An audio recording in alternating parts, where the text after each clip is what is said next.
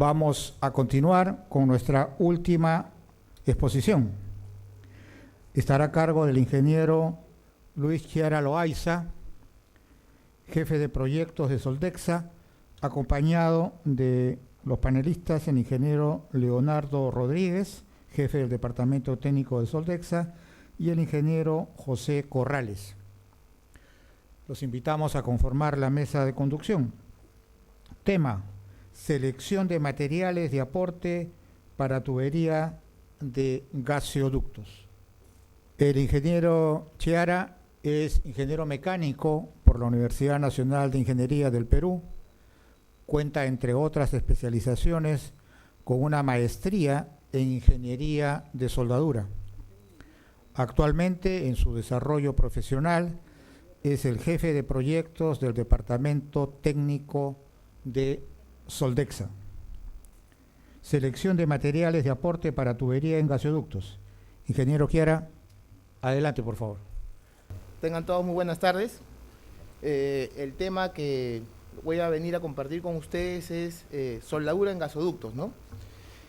Aprovechando básicamente que estamos a puertas de uno de los más grandes proyectos como el gasoducto del sur, a cargo ya de la adjudicada a la empresa Odebrecht. De nuevo relanzamos nuestro compromiso con cada uno de ustedes en mejorar día a día y estrechar más los vínculos, ¿no? Más adelante vamos a ver que nosotros también vamos a tratar de aportar en que esta vez sean más peruanos los que participen en el soldeo de la línea, ¿no? Como el gasoducto anterior, el principal, hubo bastante gente extranjera, debidamente a que por el uso de nuevos materiales de aporte, que en ese momento no eran tan conocidos en el país, hicieron que tuviéramos que recurrir a estos tipos de profesionales, ¿no? En este caso, nosotros ya hemos cogido esa experiencia, más o menos ya de eso han pasado casi 8 o 10 años. Hemos aprendido, hemos desarrollado algunos materiales de aporte, otros lo estamos trayendo de empresas que son socios estratégicos con nosotros, y el día de hoy podemos presentar esta nueva oferta al mercado y también nosotros el compromiso de también capacitar a la gente, ¿no? Como sabemos, nosotros somos un país que hemos tenido un auge económico importante en la región. Eso implica ciertas necesidades, ¿no? La principal, tener energía, contar con energía. La energía es lo que mueve la economía de un país. Lamentablemente no somos un país petrolero, somos un país netamente minero, pero también tenemos otros recursos, como es el tema del gas, ¿no? Antes, ¿por qué no se explotaba? Porque era demasiado caro, ¿no?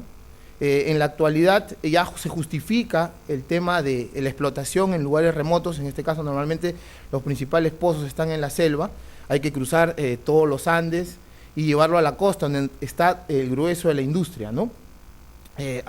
Pensar hacer esto hace 15, 20 años era demasiado oneroso y no había un capital privado interesado en invertir, ¿no?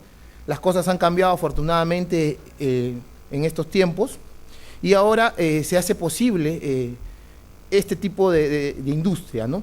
Tenemos aportas el desarrollo de este ramal del sur, que va a conllevar también la generación de centrales térmicas, ¿no? Ya anunciadas, hay 2 centrales térmicas, una en la ciudad de Hilo y otra en la ciudad de Mollendo, ¿no? Que van a aprovechar la llegada de esta nueva línea. Entonces, para la zona sur, sumada también a las inversiones mineras, ¿no?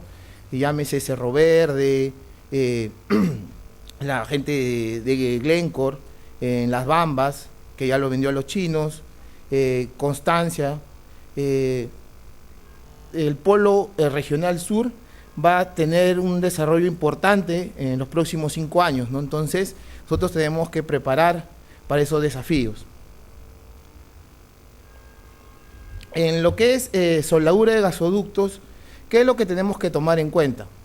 Básicamente, se plantean 3 alternativas: el tipo de material, dependiendo lo que se va a transportar, las longitudes y las presiones, se va a calcular y se va a escoger, a seleccionar un determinado tipo de material, ¿no? Nosotros en las líneas de la selva, en los oleoductos, estamos acostumbrados a trabajar con lo que es acero al carbono, especialmente el API 5L grado B, ¿no? Que es un material, digamos, de mediana resistencia. Si lo queremos comparar con algún material similar, porque básicamente el bombeo el bombeo del crudo es a baja presión, no son elevadas las presiones, ¿no? Si hablamos de gas, esto aumenta, por lo tanto, las presiones son más altas. Podemos hablar de tranquilamente más de 8.000, 9.000 libras, y ya tenemos que estar pensando en materiales de alta resistencia, ¿no? En este caso, lo que vamos a tener son materiales del tipo X70, ¿no? API 5L X70. Otro de los factores que va a determinar el proceso de soldadura o cómo el contratista puede determinar qué proceso de soldadura seleccionar va a ser la geografía del terreno, ¿no? No es lo mismo tener un desierto como está en la foto, o pasar los Andes por la altura, o pasar por la inhóspita selva, ¿no?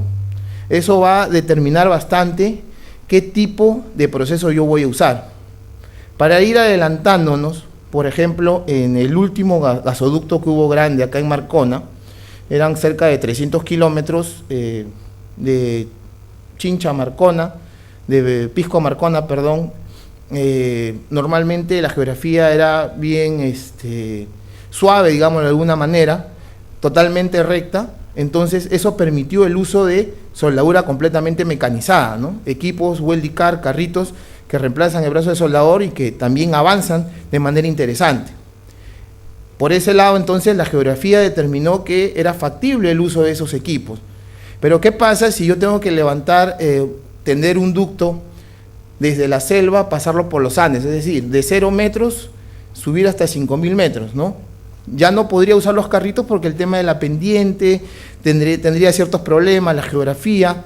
Entonces ahí se usan otros tipos de procesos, que pueden ser el electrodo revestido, que siempre está presente, o podría ser el alambre tubular, que se desarrolló en estos últimos años. Entonces la geografía también va a ser importante. Otro de los parámetros es seleccionar los equipos que yo necesito, ¿no? Por ejemplo, ahí si vemos la foto, tenemos gases para corte, gases para soldadura encima de los camiones, encima de los cestos, los camiones GIA para hacer la maniobra, las casetas de soldadura. Entonces, en función a la inversión, yo puedo determinar si voy con electrodo revestido, voy con alambre tubular o uso procesos con gas, la logística de si puedo conseguir gas para soldadura, podré emplear algún proceso con gas de protección. Si no tengo esa opción, emplearé electrodo revestido o alambre autoprotegido, ¿no? Entonces, esas son las tres principales variables que uno tiene que tomar en cuenta al momento de tomar una decisión para el tema del soldeo de los gasoductos. Vamos a ver las etapas que tiene un gasoducto. La primera es el tendido de la tubería. Una vez que yo tengo los dos puntos de referencia, el inicio y el fin, hago un trazo, divido por segmentos cómo voy a atender la tubería y se va apilando, ¿no? Uno en uno. Ahí vemos, este ha sido un gasoducto. Principalmente esta presentación se está basando en un gasoducto que se hizo en Chincha, que fue para justamente abastecer a las pesqueras de la zona, ¿no? Fue desde Pisco a Chincha. Por eso que vamos a ver en algunas de las fotos que vamos a pasar por ciudad, ¿no? Normalmente uno determina por dónde pasa el gasoducto. A veces puede pasar por ciudades, como fue en el caso de Pisco, el caso de Chincha, o pasa por lugares inhóspitos, ¿no? Por ejemplo, Chinquintirca, poblados alejados, ¿no? Se tiende la tubería, se hacen los apoyos con tacos o sacos de arena y se va desplegando toda la línea, ¿no? Vemos en la fotografía cómo se va extendiendo en el horizonte cómo se va apilando las tuberías. El siguiente paso es el tema del biselado. Este es un paso fundamental, porque muchas veces cuando viene la tubería, si bien es cierto, la tubería viene biselada de fábrica, normalmente por el manipuleo se tiende a dañar este biselado. Entonces tenemos varias opciones al momento de hacer la preparación de la junta, que es un paso fundamental, ¿no? Podemos trabajar con lo que son elementos abrasivos, como el caso de los discos. Podemos trabajar con equipos de oxicorte debidamente preparados para hacer el biselado circunferencial, pero al final siempre vamos a dar el acabado con los discos de laminilla, ¿no? O el conocido como polifán, ¿no? La forma del bisel puede ser un ángulo entre 30 a 35 grados. El talón va a estar en función al tipo de progresión que uno va a escoger. Normalmente en línea regular uno tiende a escoger la progresión descendente porque digamos es la más rápida, entonces tendrá un talón delgado. Si voy a aplicar un electrodo de 1/8 para el pase de raíz y la tubería es menor a 8 pulgadas, usaré un electrodo de 1/8 y la luz será de 1/16. Si la tubería es de mayor diámetro y de mayor espesor, usaré un electrodo de 5/32 y el talón será de 2 milímetros. El ángulo siempre va a estar entre 30 a 36 grados, ¿no? El siguiente paso es el alineamiento de la tubería, ¿no? Básicamente se presenta y se usa este accesorio que es importante, que son las grapas, ¿no? Las grapas se diseñan en función al diámetro que uno va a trabajar. En este caso eran tuberías de 10 pulgadas. Se diseña la grapa o se compra hecha. En el mercado hay varias marcas, pero es importante que este accesorio siempre va a permanecer por lo menos hasta el 50% del pase de raíz, ¿no? No se puede quitar antes. De preferencia, si que fuese posible, se trabaja al 100%, pero como mínimo al 50% del pase de raíz. El tema del precalentamiento, importante, siempre debemos recordar que el precalentamiento se hace como una forma de alivio de tensiones, un método también para difundir el hidrógeno y también para no tener problemas con el régimen de enfriamiento de la junta soldada, ¿no? Está en función al tipo de aleación, se calcula, hay diversas fórmulas para el cálculo de precalentamiento. Si el material es de bajo espesor, se puede trabajar con propano, no hay ningún problema. Ahí ese es un soplete de propano.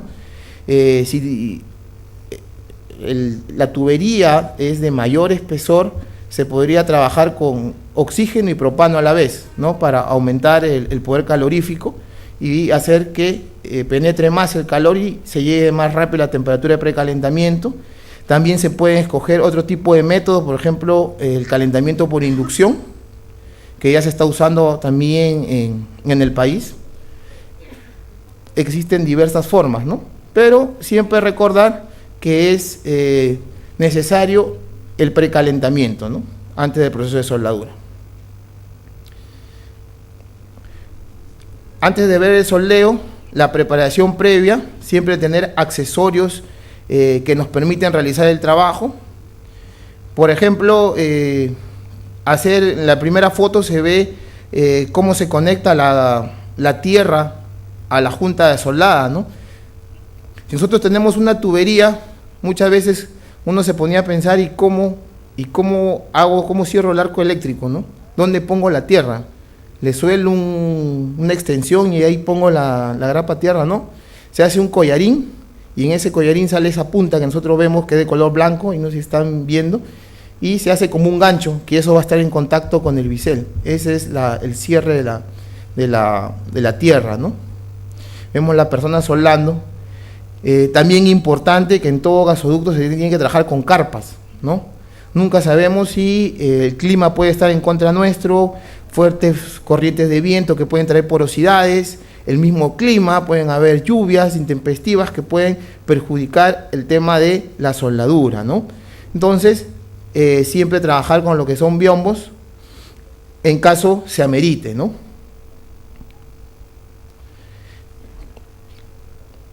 El siguiente paso, el soldeo de la tubería. Una vez que ya hemos armado la junta, la hemos alineado, está debidamente preparada, se puede proceder al soldeo de la misma, ¿no? Como regla práctica, por ejemplo, uno puede dejar una junta sin terminar, por lo menos después de haber soldado los 2/3 del espesor, ¿no? Eso tómenlo como una regla práctica, una recomendación. Después de haber soldado los 2/3, yo puedo dejar esa junta para el día siguiente. Lógicamente, cuando yo regreso, voy a tener que volver a precalentar y volver a trabajar, ¿no? ¿Por qué no un menor depósito? Básicamente por las condiciones de contracción. Esa junta puede tener fisuras inducidas de repente que uno no puede visualizar, y cuando está soldando se pueden acentuar, ¿no? Tener bastante cuidado con eso. Otro tema importante también es la selección de equipos. Se pueden trabajar con fuentes que consumen electricidad, fuentes de máquinas eléctricas, o podemos trabajar con motosoldadoras, ¿no? Dependiendo el tipo de condición que nosotros trabajemos. Los inversores son equipos bastante útiles para el tendido de tuberías. Debemos recordar que un inversor en promedio debe estar consumiendo unos 10 kilowatts. Entonces, con ese consumo uno puede dimensionar bien su grupo generador, ¿no? En este caso, este carrito tenía 4 máquinas, su grupo de 50 kilowatts, 40 kilowatts para fuentes de poder, y los otros 10 kilowatts para lo que son los equipos auxiliares, ¿no? Los esmeriles, la iluminación, etcétera, ¿no? En el caso de las motosoldadoras, siempre recordar que hay una potencia que se consume y otra potencia auxiliar que se usa para los equipos de esmeril. Deben seleccionar bien, deben tener bien claro ese tema, ¿no?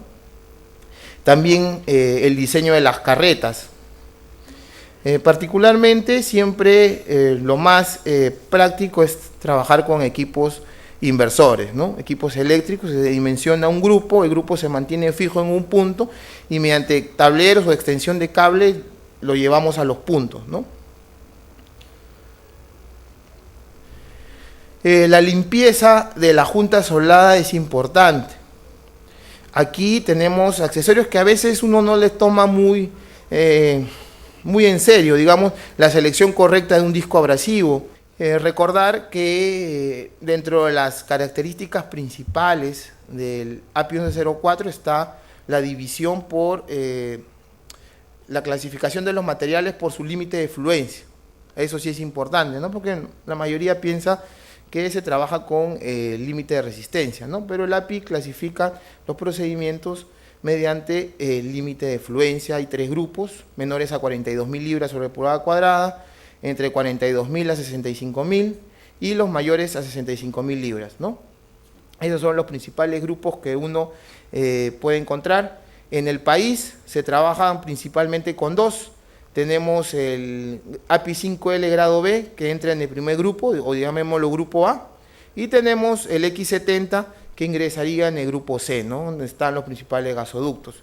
Y el 5L grado B entra en lo que son líneas regulares de oleoductos, ¿no? Petróleo.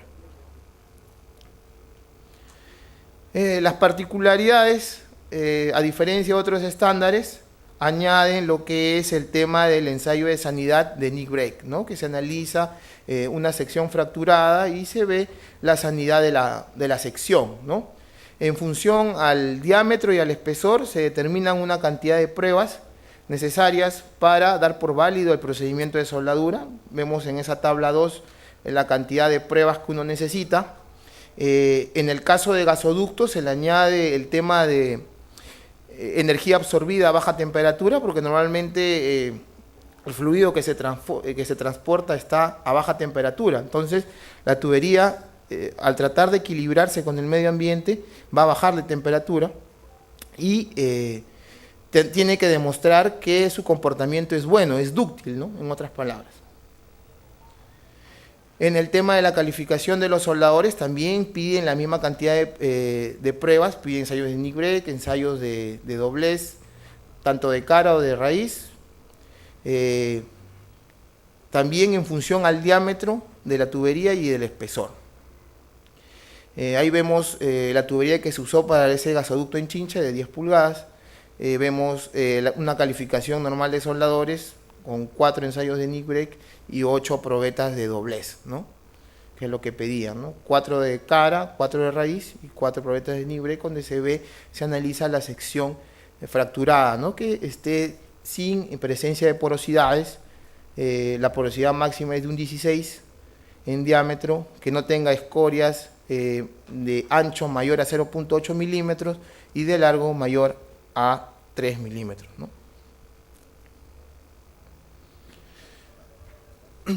Y llegamos a la pregunta del millón. Ya hemos visto básicamente de manera general cómo se puede trabajar la soldadura de los gasoductos. Y hay dos vertientes, ¿no? Los que trabajan con electrodo y los que trabajan con alambre. Llegamos a la gran pregunta: ¿qué vamos a usar, electrodo o alambre?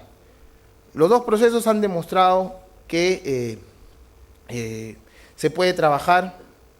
Se han hecho gasoductos recientes con alambre, sí. Se han hecho gasoductos con electrodo también. Varios factores entran a tallar en esta pregunta, ¿no? Pero básicamente la respuesta final la va a determinar uno en función a sus tiempos, en función de sus necesidades, ¿no? ¿En dónde yo puedo usar el electrodo revestido?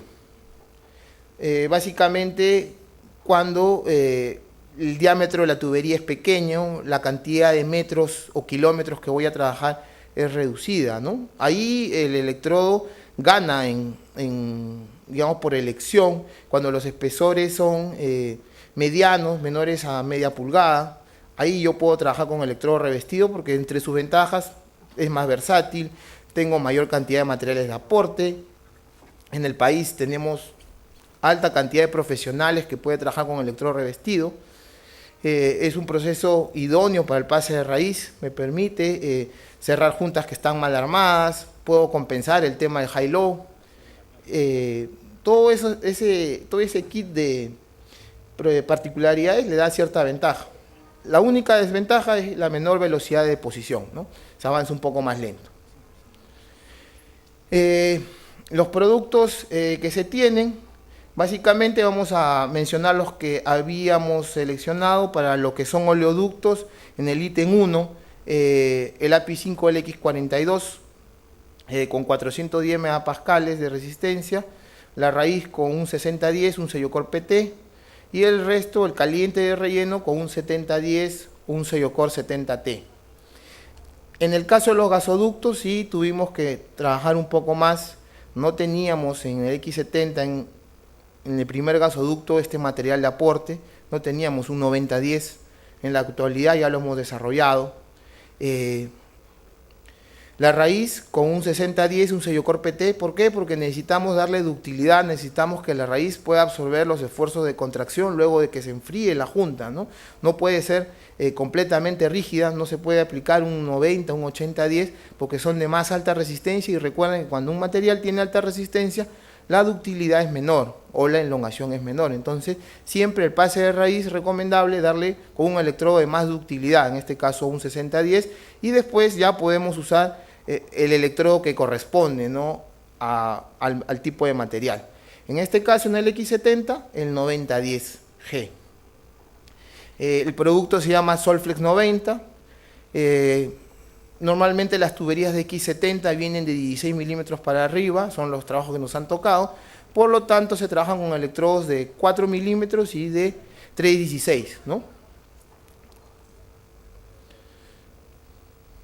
Las principales virtudes: el alto grado de resistencia, la buena elongación, tiene entre 18 y 24%, la resistencia o la energía absorbida, ¿no? A 0 grados puede llegar hasta 90 joules, a menos 20 tranquilamente llega a 45, 40 joules en las últimas pruebas que hemos realizado.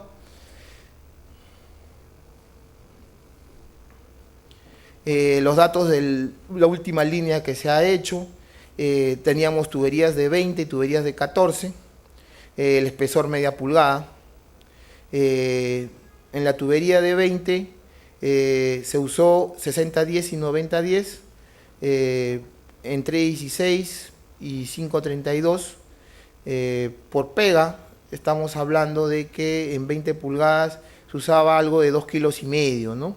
Entonces un soldador avanzaba, lo normal que avance es 2 pegas de 20 pulgadas en una jornada de trabajo o casi 3 pegas en 14, ¿no? Con esos espesores. Ese es el ratio de avance, ese es un ratio real que hemos sacado de campo, ¿no? Y esas cantidades son reales, no son calculadas, ¿no?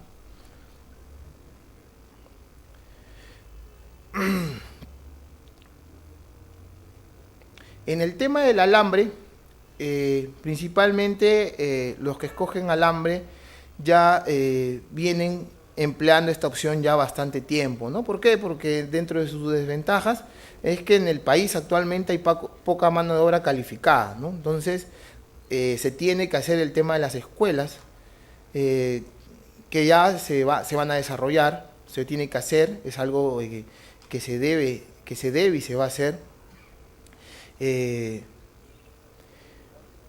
Y aprovechar la máxima ventaja del proceso, que es el avance, ¿no? Se pueden obtener mejores velocidades de depósito. Acordémonos de este número, ¿no? En 14 pulgadas y media pulgada de espesor se hacen casi 3 pegas, un soldador, casi 3 pegas. Pero el alambre, si bien es cierto, tiene mayor velocidad de depósito, tiene algunas desventajas, ¿no? Por ejemplo, obligatoriamente requiere uso contra protección del viento, ¿no? Ahí va una desventaja, tengo que usar biomos, a menos que el día esté completamente soleado y no haya fuertes corrientes de viento. No es bueno para el pase de raíz, eso quiere decir que de todas maneras voy a tener que tener un especialista raicero, una persona que te haga el pase de raíz. También acuérdense que el alambre tubular usa mayor cantidad de amperaje, por lo tanto, también necesito que una persona haga el pase en caliente, ¿no? Y ahí, después de hacer esos 2 pases en manual, recién voy a poder aplicar el alambre tubular.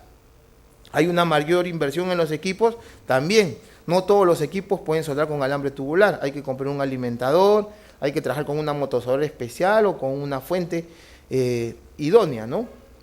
Y acá hay otro problema que nace ya por la aplicación del proceso, por el desarrollo del mismo alambre, ¿no?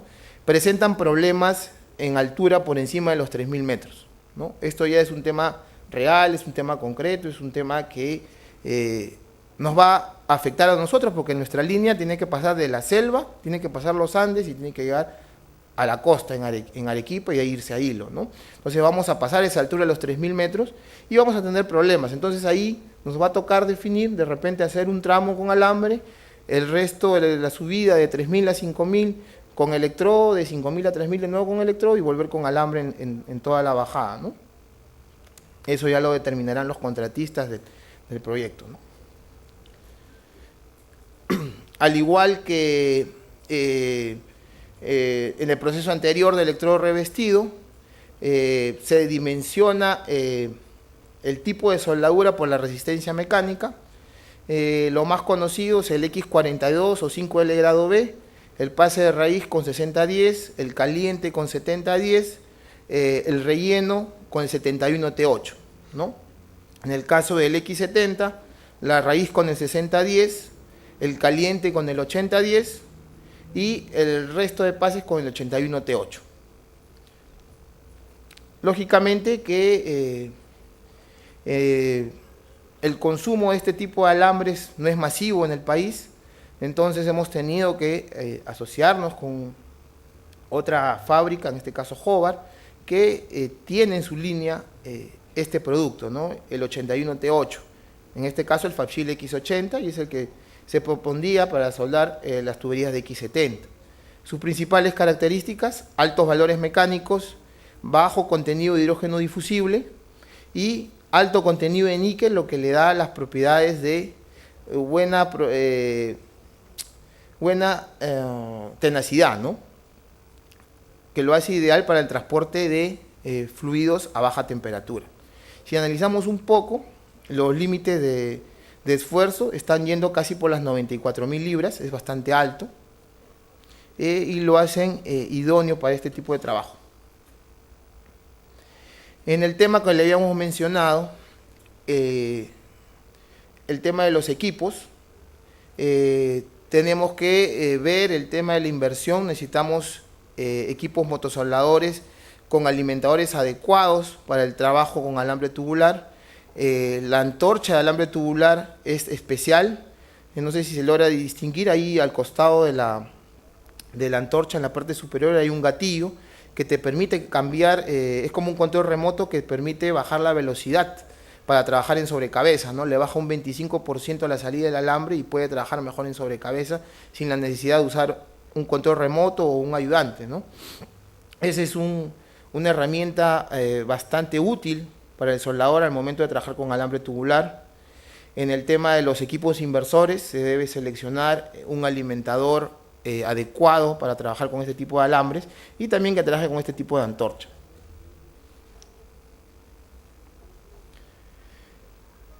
En el tema del avance, también en otra línea que se trabajó en 14 pulgadas y media, 14 pulgadas de diámetro y media pulgada de espesor, con alambre de 1.6, desde el proceso de raíz hasta el relleno, lo hacían en 45 minutos, ¿no? Una pega. Entonces eso daba que cada soldador unitariamente se podía hacer 5 pegas de 14. En electrodo revestido hacíamos 3 pegas, ¿no? Entonces ya hay una ventaja. Puede hasta duplicar. Nosotros somos un poco más cautos, podemos decir que se puede avanzar hasta 50% más, ¿no? Pero tranquilamente, con una persona debidamente adecuada, pueden duplicarlo, ¿no? Siempre y cuando la persona sea experta, ¿no? Habíamos mencionado que se tuvo problemas con la altura, ¿no? Entonces, uno siempre quiere tener todo. Yo quiero mantener el avance del alambre tubular, pero quiero trabajar a gran altitud. ¿Qué podemos ofrecer? Bueno, se desarrollaron los electrodos básicos descendentes, ¿no? En este caso se desarrolló en conjunto con una empresa japonesa, el EXA 8018G, que trabaja en progresión vertical descendente, ¿no? Y es para relleno, también es para lo que es la tubería de X70, ¿no? Si hemos hecho pruebas en el mercado, dentro de los gasoductos o las líneas hay lo que le dicen los cruces, ¿no? Cruce de río, cruce de carretera, que son los cruces especiales. Ahí se usó este 8018 porque estaba en etapa de prueba, ¿no? Entonces aceptaron, el contratista en ese momento aceptó usar este producto para prueba y nos ha dado buenos resultados.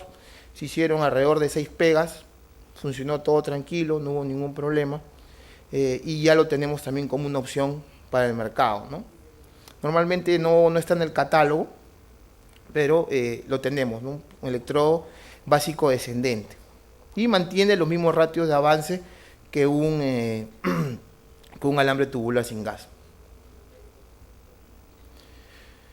De manera ligera, vamos a ver el tema de el soldeo mediante proceso mecanizado. Con el caso de alambre tubular, se usó en el último gasoducto de Marcona. Vinieron, una empresa italiana vino y trabajó este tema. Pero esto de acá, la principal ventaja es la alta productividad, pero requiere tramos rectos, extremadamente rectos, ¿no? O sea, si tenemos lugares accidentados no es muy útil. También tienen que ser juntas del mismo diámetro, y tenemos que tener cuidado que usa alambre con gas, ¿no? Entonces tiene que haber un punto de abastecimiento cercano para el uso del gas. El reto que se nos viene, básicamente 2.000 kilómetros de tubería para el gasoducto del sur. Tenemos tubería de 32, 24 y 18 pulgadas, material X70, espesores desde 16 milímetros hasta 32. Ya están determinados los contratistas para hacer esta obra. Viene un argentino, viene un boliviano y una empresa nacional. Ya hemos entrado en contacto con las tres. Una va a ser con electrodo revestido, las otras dos van a usar alambre, y la que tiene el tramo, son como 300 kilómetros en la costa, va a aplicar proceso mecanizado, ¿no? Entonces quedarían alrededor de cerca de 1.500 kilómetros para hacerlo con semiautomático y manual. Una de las empresas ya accedió a hacer el tema de invertir en hacer las escuelas, se va a desarrollar, y todo esto lo vamos a ver el primer trimestre del próximo año, ¿no? Entonces ya queda en nosotros tratar de especializarnos. Nosotros también vamos a poner nuestra parte, vamos a tratar de sacar este proyecto de la mejor manera posible y ver cómo trabajamos de manera conjunta, ¿no? Bueno, este ha sido el pequeño aporte que he querido comunicarles el día de hoy. Si tuvieran alguna consulta, pueden escribirme al correo, me pueden dar una llamada. Gracias por todo.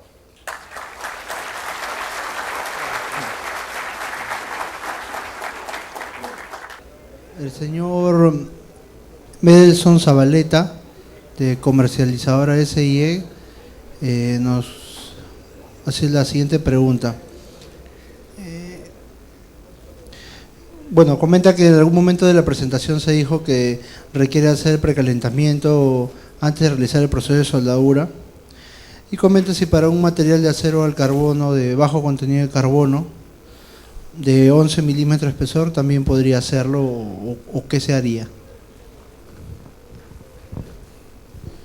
A ver, ahí, bueno, faltó un dato también que es importante, y el tema del diámetro, ¿no? El diámetro también va a determinar eso. Si es una tubería pequeña, por ejemplo, de 2 pulgadas, que también hay, por ejemplo, para la última línea que va a la industria de 2 pulgadas para entrar a los quemadores, ahí no necesitaría aplicar el precalentamiento. Pero si es una tubería, digamos, de 20 pulgadas, sí amerita, ¿no? Más o menos, del último gasoducto que hemos visto, se llegó a calcular 65 grados, ¿no? Pero básicamente como un tema preventivo para el tema de controlar los esfuerzos residuales al momento del enfriamiento, ¿no? Del pase de raíz, de la contracción. Acuérdense que cuando un material se calienta, se dilata, ¿no? Se estira, y al momento de enfriarse se contrae, pero la soldadura, al solidificarse, ya no puede regresar a su longitud original, sino se mantiene en su posición generando tensiones residuales. Entonces yo aminoro esas tensiones residuales precalentando. Al final sí se debe precalentar, ¿no? Siempre tenemos que tener eso en cuenta, especialmente si el diámetro es grande, ¿no? De la misma empresa, el señor Jack Gómez nos dice: para hacer la calificación de un procedimiento, en el caso de una tubería API 5LX65, para el tema de hacer el ensayo Sharp y la tenacidad que se obtiene, ¿con qué lo compararía? ¿Con qué puedo decir que el procedimiento está aprobado? En la versión del año del API 1104 del 2013 hay el anexo A, que justamente toca todo el tema de energía absorbida, y ahí da un valor que es el promedio 40 joules a la temperatura de diseño, ¿no? Entonces, previamente el calculista hace el cálculo y determina el tipo de material que se va a usar en función a la presión, en función de la longitud, a la presión de bombeo. En este caso ya el API determina que si es mandatorio el anexo A, ya tiene que llegar a los 40 joules, ¿no? En promedio. Bueno, mientras que esperamos otras preguntas, ingeniero Chiara, más o menos el tema veo bastantes amigos de acá que hemos calificado en algún momento, que han sido calificados en plancha, pero más o menos el tema del entrenamiento y el tiempo que un soldador se puede demorar para estar presente en un proyecto de este tipo, ¿cuánto más o menos de experiencia se pide o normalmente tiene un soldador para entrar en uno de estos proyectos? Normalmente para este tipo de proyectos sí, el tema de la experiencia es bastante restrictivo, ¿no? Yo diría aproximadamente para entrar a estos contratistas grandes, por lo menos unos 4 años soldando en 6G, ¿no? Es lo mínimo que ellos piden.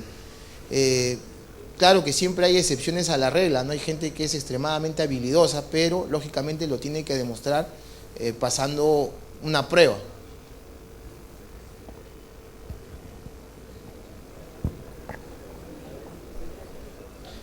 Ah, ok. Bueno, deja de acá una pregunta, voy a reformularla. Justo era algo parecido también. En el tema que hubieran, bueno, en este tema de gasoductos, si hubieran las reparaciones que en un momento se comentó, ¿cómo se podría decir que la reparación que se va a hacer es una reparación que cumple el requerimiento del mismo procedimiento inicial que se utilizó para soldarla, ¿no? ¿Qué debemos tomar en cuenta? Ya. En el caso de lo que son reparaciones, el estándar, por ejemplo, el 1104 del 2013 ya ha tomado cartas en el asunto, porque antes simplemente quedaba a libre potestad del constructor o del diseñador determinar qué pruebas tenía que pasar. Por ejemplo, antes, ¿qué cosas hacían? Calificábamos un procedimiento de reparación y le pedían solamente ensayo de doblez, y con eso cumplía, porque la norma en ese tiempo decía se tiene que convenir entre el constructor y el ingeniero, ¿no? En el caso del 1104 de 2013, si es que mal no me acuerdo, está entre el capítulo 11 o el 12, tiene todo un capítulo de reparación. Y hay una tabla exclusiva donde, en función al tipo de defecto, te pide una serie de ensayos, que no solamente es uno, te pide 5 o 4 ensayos, incluyendo el barrido de dureza, ¿no? Entonces ya lo hace más restrictivo, ya digamos cubre los problemas que se pueden suscitar en una reparación, ¿no? Ok, le agradecemos por su exposición, ingeniero Chara. Gracias.